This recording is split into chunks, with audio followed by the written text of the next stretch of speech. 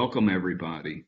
So we're waiting for Daniel to log on. He's having a little bit of a in a little tech crisis moment right now. So I'm sure his blood pressure's up. But I think we actually should go ahead and get started. Carmen, what do you think? I think so. Let's do this.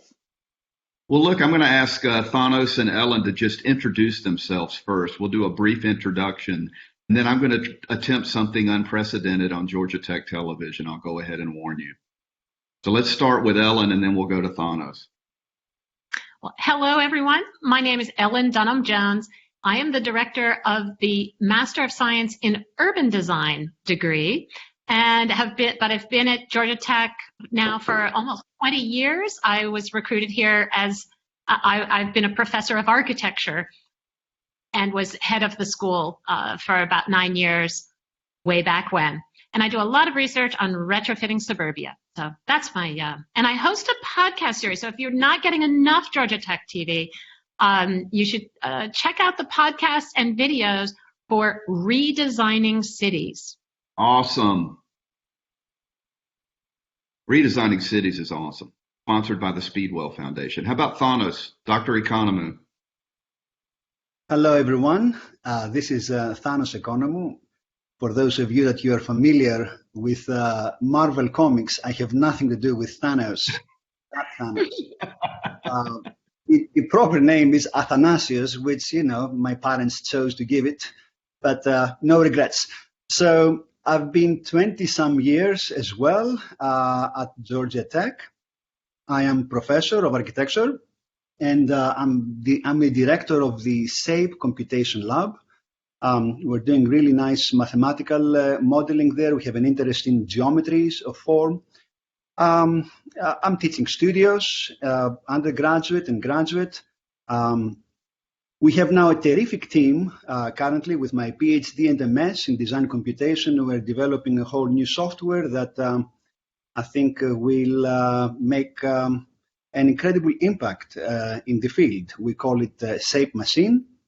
And you can look more of this at the lab, at my lab. Just put SAPE Georgia Tech, and you will be able to follow tutorials, papers, nice, interesting videos, what have you. But wait, don't you in your free time run an international study program? And every summer we do that. Every summer we do that, and this is really my favorite thing in the whole world. Going to basically the playground of every architect and designer out there to be able to trace the origins and the making of European art and architecture. Awesome. Yes, here it comes. Yes. Okay, so look, this is our special topic session. You've met Ellen, Thanos, Daniel Berlecken, and myself. And we can go ahead and click to the next slide.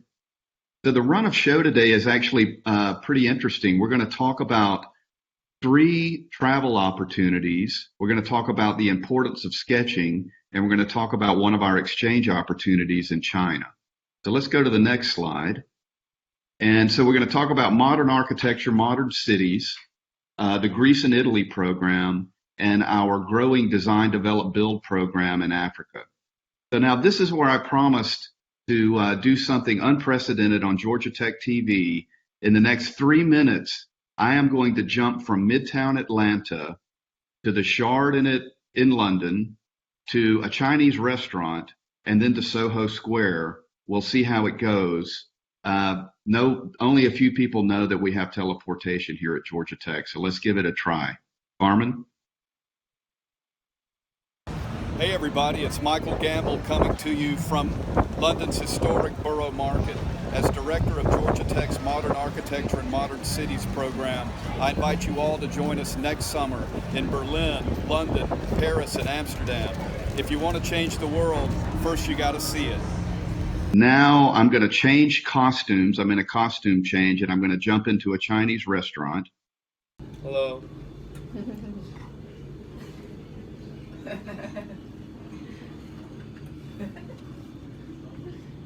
Okay, a little bit faster.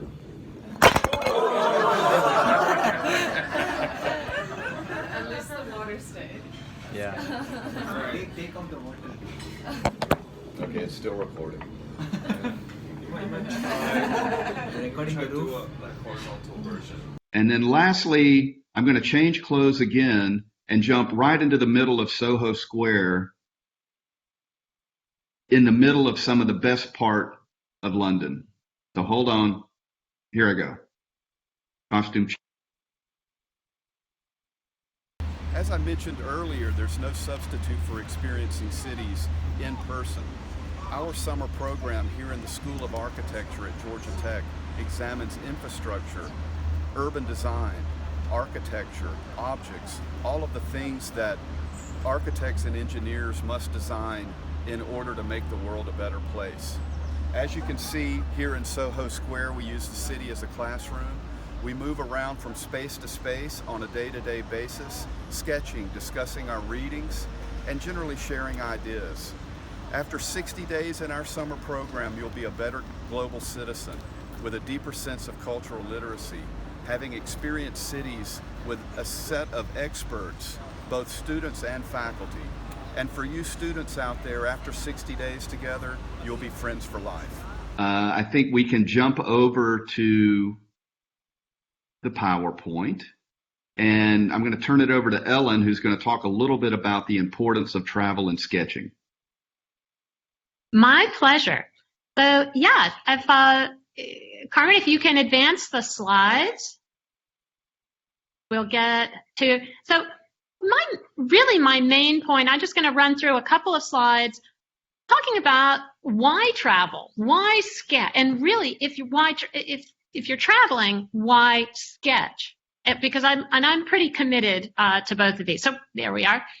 And really the most important fundamental idea is that great designers need to experience great places. We absorb so much from the places that we visit. We simply can't, whether you're working in pen and ink or watercolor, you have to really experience a place to more deeply understand it. And instead of just snapping a photo, sketching, or taking a video, sketching actually requires you to stop, to concentrate, to look analytically, and to question, what color is that? What proportion is that? What are all those people doing? What is that sound I'm hearing? So travel sketches actually embed your experiential design lessons in your brain a lot more intensely, and they create memories that help you, I think, really learn from those places. In addition, really great designers need to understand how great buildings interact with cities and landscapes. So much of how we learn about our Ellen sketches. Yeah, these are all mine. Over the years, and they're tiny. They most of them, well, that one is a double spread at the bottom, but these are pretty small sketchbooks. A lot of these sketches, these watercolors are only about 2 or 3 inches, tall or wide. So much of what we learn, how we learn architecture is either on screen, working digitally, or we're looking at very carefully composed photographs that really kind of emphasize this detached object. And yet, I will certainly argue, and I think most of us agree, the true value of any building is how it contributes to its place, to the community, to where it sits.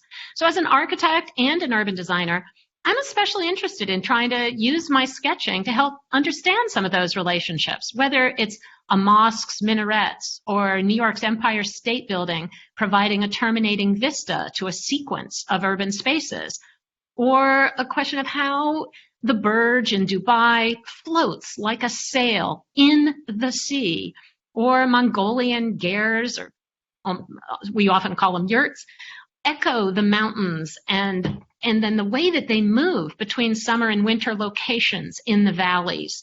These are all really kind of great lessons. So the next one on why travel, why sketch. I mean, I think great designers really need to absorb the lessons about how architecture and urban design contribute to diverse local cultures, climates. So yeah, if you can go to the next one, absorb the lessons about how architecture and urban design contribute to the diversity of different cultures, climates, geographies, and the sense of pride that different places have. So we should be on slide 8 now. And so I think, what happens with travel is that the more you travel, the more we tend to appreciate that which is unique and distinctive about a particular place. And it really helps us as architects and as designers to then recognize how we might contribute to whatever site we're working on.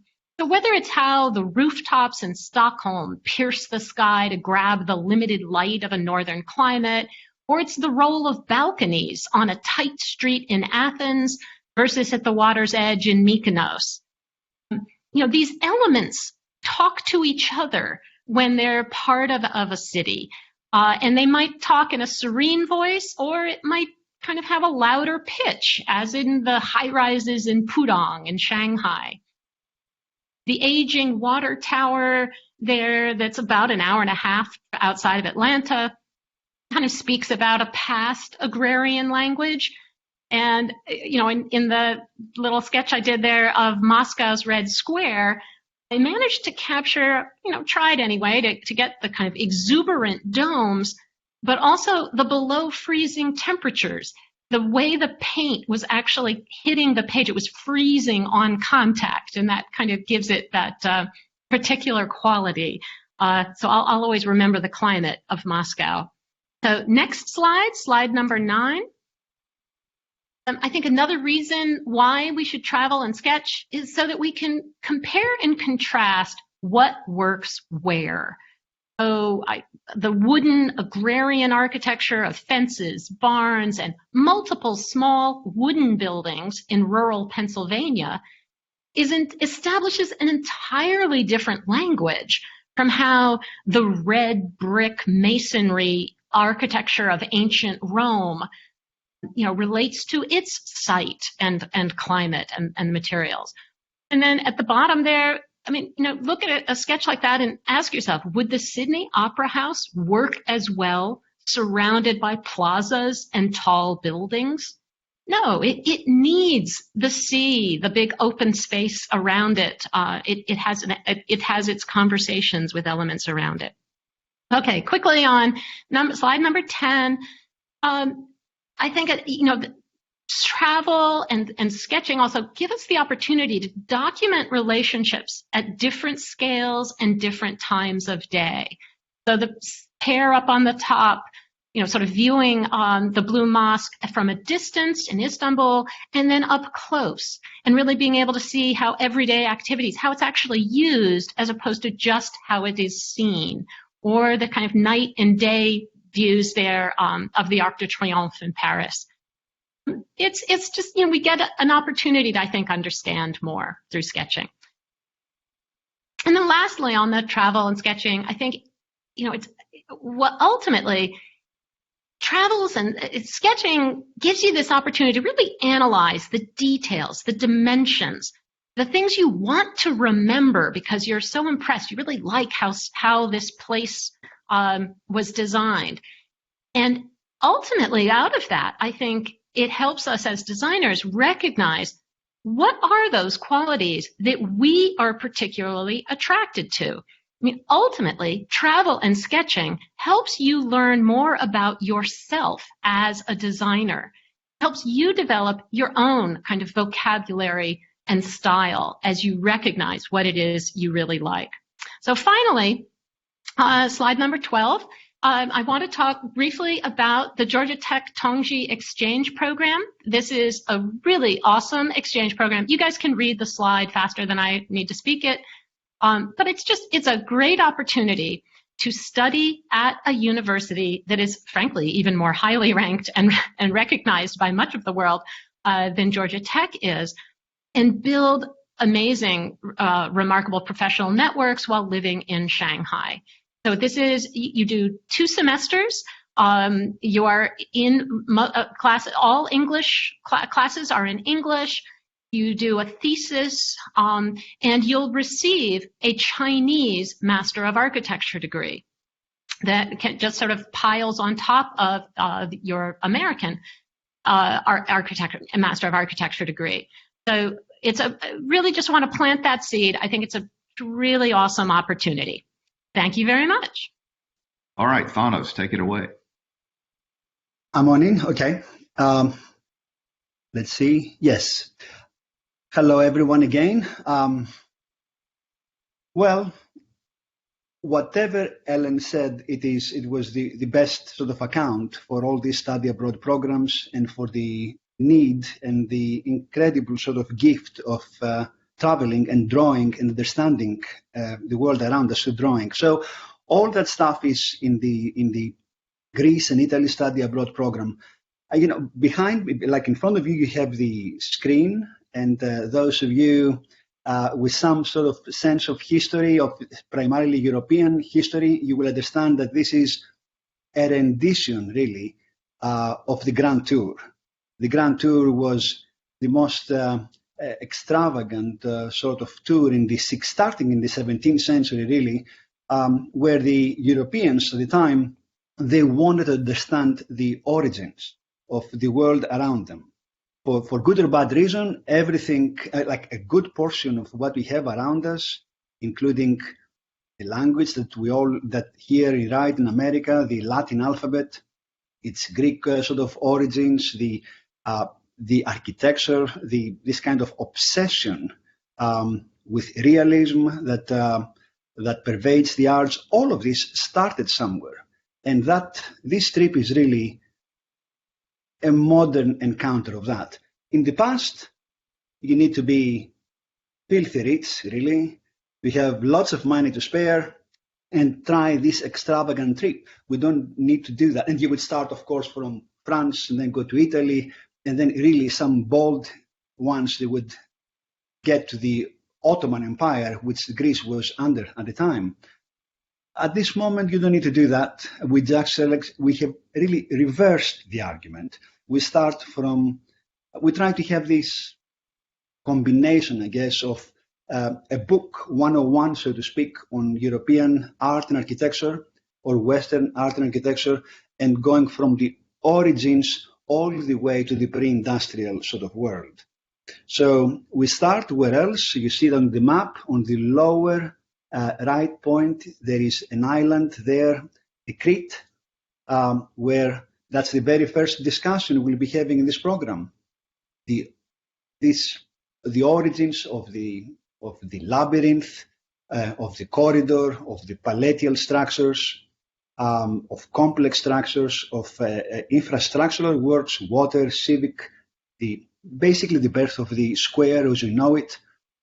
Anyhow, starting from there all the way, every day, going through this sort of in a very kaleidoscopic sense, moving constantly. Some of you might know the word theiasos, the Dionysian theiasos, this moving bandit, so to speak, of actors that they go from place to place giving performances. We do that. This trip here, it is really a kaleidoscopic sort of experience. Every 1 or 2 days, especially in Greece, which Greece is a very mountainous and very sort of difficult terrain to navigate. If you go there, you will see why the city polis was put there, why this idea came, and how this would be impossible in other places of the world, just because of the mountainous and the arduous sort of landscape. And then we move all the way up we make a circle, we trace the history from the Bronze Age to the Archaic, to the classical democracy in Parthenon and all that, then Hellenistic times, and finally you might see there in that line connecting Greece to Italy. And the connection there is through the Magna Graecia and the interface really of how that culture, the Greek culture, influenced the major sort of interface of that world with our world, the Roman world. And the Roman world in many ways it's closer to us someone might say, even to the Greek world, but it's something to be discussed once we are there and with the faculty as well. So we just go all the way. We get our way north from Rome, go first to Napoli and then to Roma, and then from Roma to Florence, and we end up in Venice. The images that you see, and there are so many, I'm not going to go through them because it's really, you will see basically all major art and architecture of the European and Western world that they are printed in books. You will see them there. It's an incredible gift. It's an incredible experience, really, overwhelming and absolutely dazzling. Every day we have a lecture by the 3 faculty associated in the program, but also invited speakers there.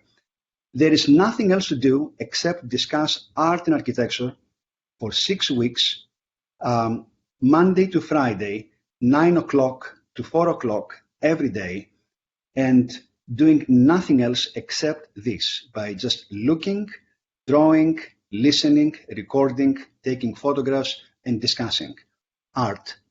And you are able to see the incredible evolution and developments and borrowings and what have you in the making of what it is that we call nowadays, European or Western culture and arts and architecture. So an incredible program, really.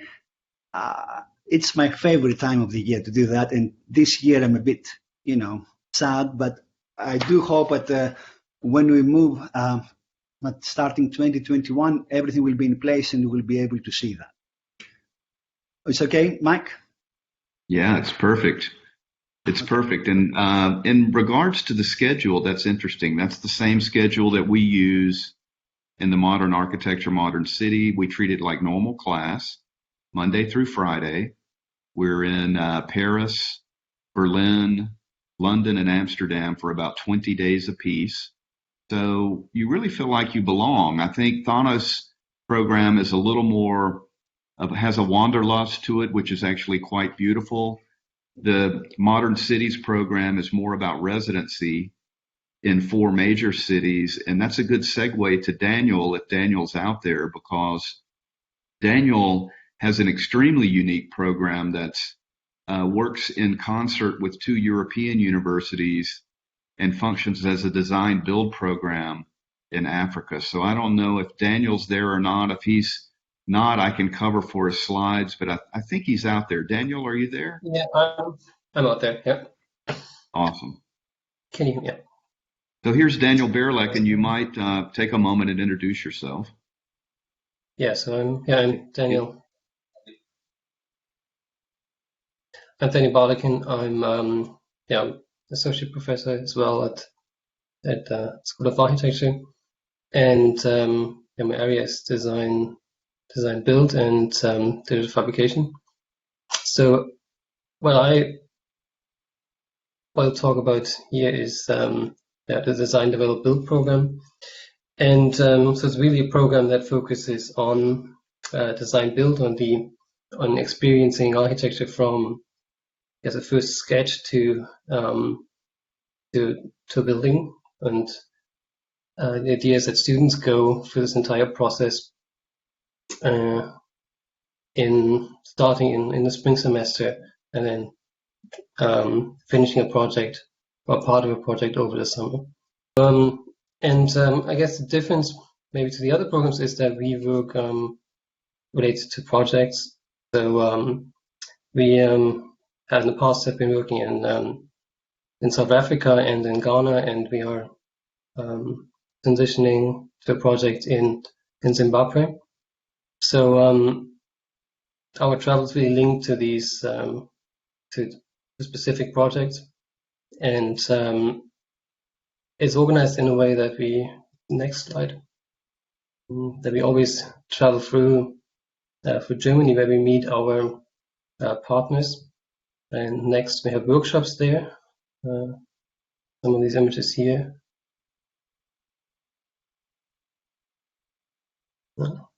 Right, where we, on one hand, next where we work with these 2 German universities, And then we go to Africa. And this is a new project in Harare, Zimbabwe next, which is here we see Harare. So next, which is a cultural center where we collaborate with artists. So so this is one of these. It's one of the new projects that we're working on, and it's really supposed to be a project that's benefiting, supposed to benefit the community here next. And we're working with, I've mentioned, with artists like Moffat, who is really exploring recycling materials, and we're trying to think about how we could translate that to architecture by through sustainable reused materials.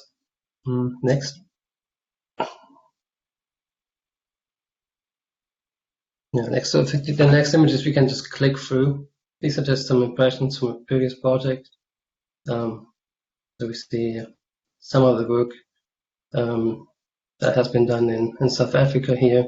This was a project that was focused on shipping containers that were cladded with earth and clay panels. And I think you see the kind of work that students are doing. There's a hands-on component.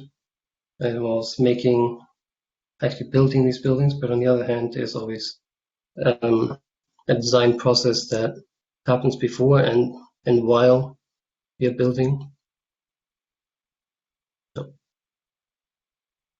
And there has been focus on exploring how to use these sometimes poor materials to create a rich design. Really beautiful work, Daniel. Absolutely. Wow. So I can. So maybe Daniel and Thanos, you can share links to your website in the event chat. And just want to reiterate that part of your experience at Georgia Tech, for all of you who are planning to come or just thinking about it, Georgia Tech, it's really important for you to see the world. And Georgia Tech puts a lot of stock in that. And it's something that we all have a shared interest in. There are faculty members, many faculty members involved in each program. In our summer study program, we have allied faculty in every city. And really, there's there's no substitute. And Thanos hit the nail on the head. I mean, if you want to see the lineage of classical architecture, Renaissance architecture, Baroque architecture, modern architecture, contemporary architecture, early 20th century architecture, urbanism, infrastructure, etc., these programs really totally fulfill the need. We do also have, last year we had an economist join us. We opened our summer study program up occasionally to other students from other disciplines. That makes it interesting. And for those of you who are just sort of hanging out with the Master of Science of Urban Design today, if you're joining us from the MSUD, you get course credit. So that's the other thing that's quite interesting in these international programs. There's two huge benefits. Everyone enrolled in an international program in the summer pays in-state tuition, and that's incentive, of course. And if you're paying out-of-state tuition, basically the difference covers your summer expenses. You have to get smart about leasing your apartment. But all international programs benefit from in-state tuition. And there's a number of required course credits that you can get as well. So it's pretty awesome to get 12, 15 hours of credit while seeing the world with people who are really enthusiastic about the subject. I can attest to that. Everyone here has the enthusiasm. And you're making friendships and creating memories that, and Thanos is right again, I mean, that take years to process. I'm still processing things that I saw in my 20s. So with that, I think we'll open it up to questions. If there's any questions, we can take those. Carmen, I don't know if you have a question line going or if there's a chat or something, but otherwise, once again, we want to thank you all for joining us. We hope to see you here in Atlanta in the fall. And if you have any questions, you can reach any one of the five of us, Carmen, Ellen, Daniel, Thanos, myself, Michael, just by clicking on the link, and you'll find a connection to our email. So I'll pass the microphone back to Carmen. All right, we've got a few questions coming in our Q&A box.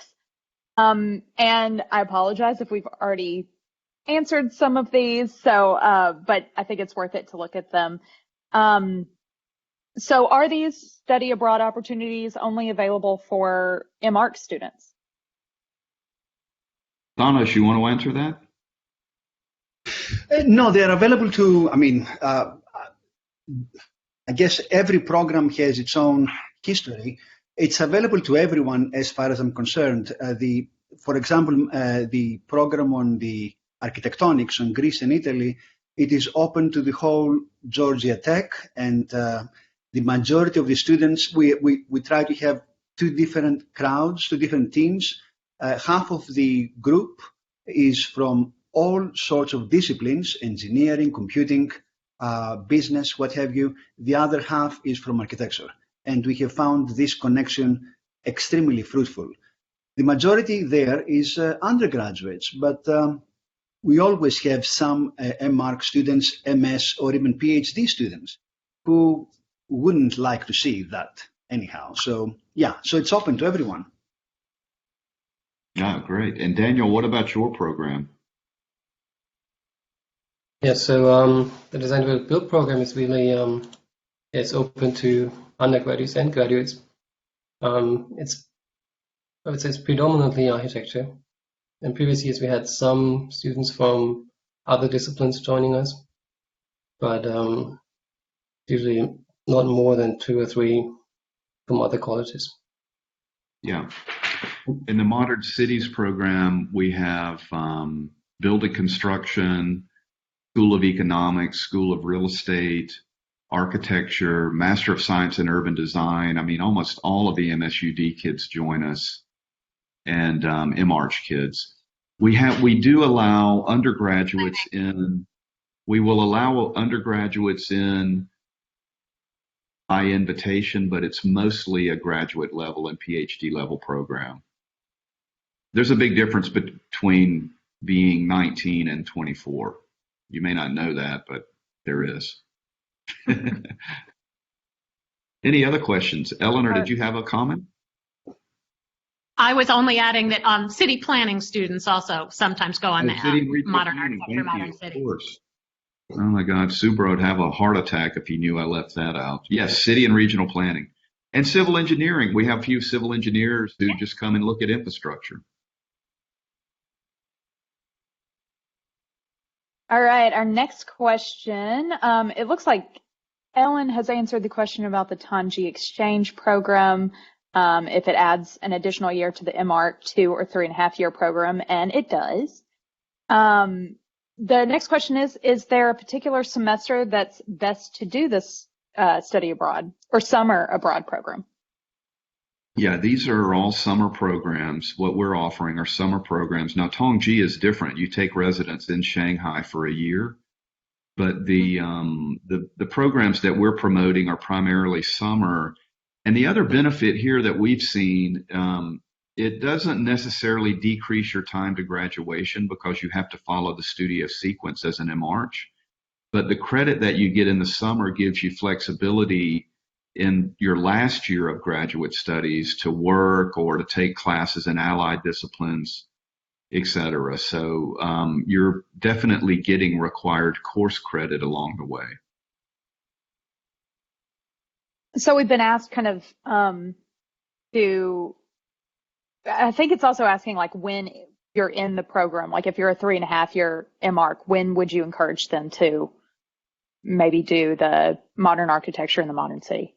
For the 3.5 year kids, this global situation has pushed our beginning the studio into the fall, but typically you start your studio in the summer, And in your first year, you would do international study. For those students coming in, it would be your second year. So your international, for the 3.5-year kids, it would be at the end of your second year. For the 2-year kids, it's usually right in the middle. And I get very selfish on this, and I'll tell you, when you leave Georgia Tech, you have the rest of your life to work. And I know that work is important. I work 2 jobs, but these are once in a lifetime opportunities to travel with Daniel, to travel with Thanos, to meet up with Ellen in one of these awesome cities. This doesn't happen again. I mean, this is your chance. And you, as you'll see on our website, the things that you see, from the smallest doorway to the grandest piece of civic or urban infrastructure, it creates an incredible diversity of ideas and opinions related to your own design vocabulary. And there's just no substitute for it. I'm still so enthusiastic about it. And I think I've been doing this now for 26 or 27 years. The first thing I did for Georgia Tech ever was to teach in Berlin. And I get a little goosebump right now. You can't see it, but it's popping up. It's quite an experience. All right. Our next question is, how many class credits do students complete in the summer program? How long do you stay in each city? What are the costs of the different programs, and do students have to apply to the program and be accepted? I can answer the application. Yes, you have to apply. You have to be in good academic standing.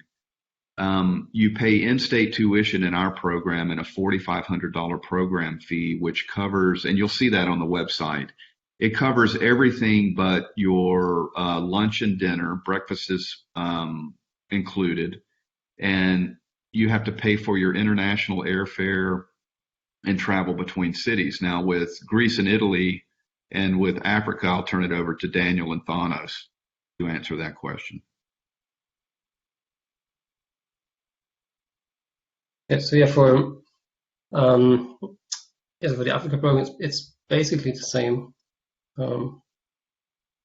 It's also program fee is also 4,500, and international travel also left to students that are participating, and you're covering most of the meals during that duration as well.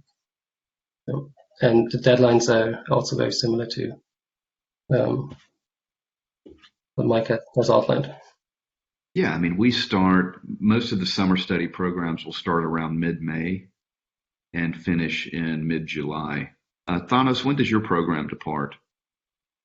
Mid-May. It's mid-May to late June. It's 6 weeks. There are 3 courses, 12 units altogether, 3 courses while we're abroad, and 1 more independent study. So all of that is 12 credits.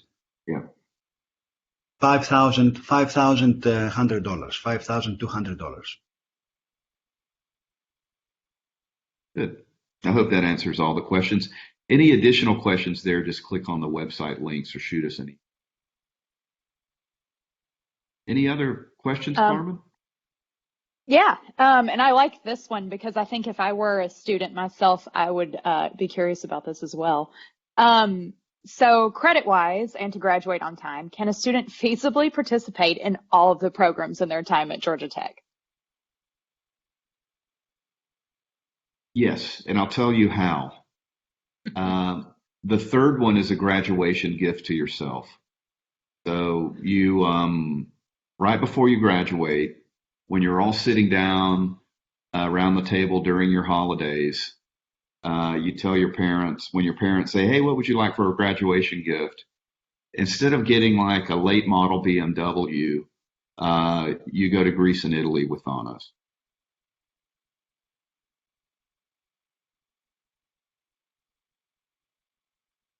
Are you talking about the 2-year program? Yeah, the 2-year or the 3-year, but you could possibly do all of them, and then you could stay an extra year and go to Tongji. You can stay as long as you like, as long as you're making good grades and you're fun to be around. you're not fun to be around and you're not making good grades, you know. Okay, our next question is, if you study abroad, will you be able to graduate sooner, or are these extra classes? I think in the case of Daniel's program, you could technically graduate one semester early because you get design studio credit in Africa. And for the MSUD students, the 6-hour credit actually expedites the time to graduation because they need that credit in the summer. So technically, yes. The MSUD is a 3-semester program, pretty much. I mean, it's pretty rare to get around that. I mean, but the typical MSUD student, absolutely, the summer is their 3rd semester, and yes, that independent study is required. So even the MSUD students who don't participate in Modern Architecture, Modern City are typically spending the summer doing that independent study. So it might as well go and do it in Europe. It doesn't really shorten Very it. cool. Okay. Well, I'm looking at the questions. I think I'm pretty sure I'm right about this. I think we've answered all of our questions that have been submitted so far. And I know we're coming up on our time limit, but I don't know if you guys have some more or anything else you want to add, Michael, Ellen, Daniel, or Thanos. I really just want to emphasize that, honestly, travel is so vital to one's education. So even if you don't go to graduate school, travel. But you're going to get so much more out of it if you are traveling with faculty who really know the place, have the connections, will get you to places you couldn't see as a tourist. These are not just little junkets. These are really amazing educational opportunities. No question. Thanos, we've got one more question for you. What is the typical ratio of undergrad to grad in the Greece and Italy program? I was answering that. So, the program is primarily an undergraduate program, but certainly graduate students are encouraged. Typically, we have 1, 2, 3 students. The whole group is about 16 to 18. So it's a small number of students. This year, if we had gone, we'd have 2.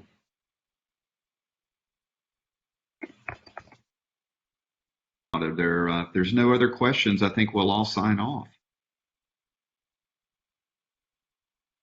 This was great.